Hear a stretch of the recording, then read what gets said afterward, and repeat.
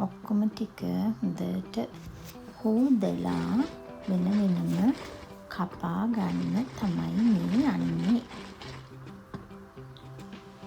මාළු මිරිස් මේකට ඇත්තට මම හිතනවා වැරණිය මිරිස් තමයි හරිම වචනේ. මේ ලංකාවේ තියෙන වැරණිය මිරිස් එක මාළු මිරිස් එක නෙමෙයි. මේ ටික ඔක්කොම හොදගෙන සාමාන්‍ය සයිස් එකට කපලා ගන්නවා. ලුණුයි අලයි මිරිසුයි. මිරිස් කියන්නේ මේ වැරණිය මිරිස්. ඊට පස්සේ මේ තේ ටිකක් දාලා උළුහල් දාගන්න. අතර මේකට උම්බල කඩයි තක්කලි හරි හාල්මැස්සෝ හරි දැම්ම නම් හොඳයි. ඒ වුණාට ඉතින් මගේ දූ කැමති නෑ. මේ ඉතින් එයා කැමති විදිහ. මම ඉතින් මේකට ලුණු කරපිංචා උළුහල් ටික ඉස්සෙල්ලාම දාගත්තා. ඊට පස්සේ අලු ටික ඇඩ් කරා.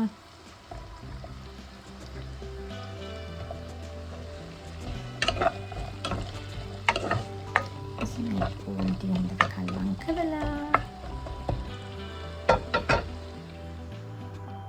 කහ කුඩු දැම්මා. මේ අමුතුල පහ කහ චුට්ටකුත් දැම්මා. චුට්ටක් දාන්නේ. කහ චුට්ටක් දැම්මා. මේ තමයි කොත්ත මල්ලි කුඩු.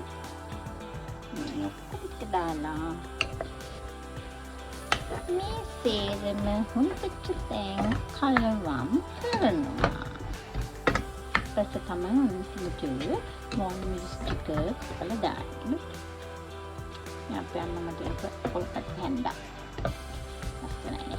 දැන් දානවා කපපු මාළු මිරිස් දාලා ඒකත් හොඳට කලවම් කරගන්නවා. ඊට පස්සේ තමයි කොකනට් මිල්ක් දාන්නේ.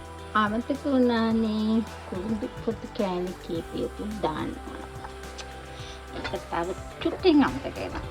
දාලා ඒකත් කලවම් කරලා අලු ටික හොඳට දෙන්නකම් වහලා තියමු. ඊට පස්සේ මෙන්න මේ කන මිල්ක් එක හොඳට මේ කඩලා මේකට දානවා. That's it.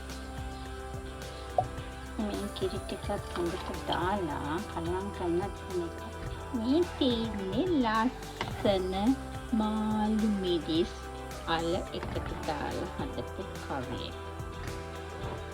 ලස්සනට තියෙනවා. මම හිතන්නේ රසත් අපේ අම්මගෙම වගේ වේවි කියලා මම හිතනවා.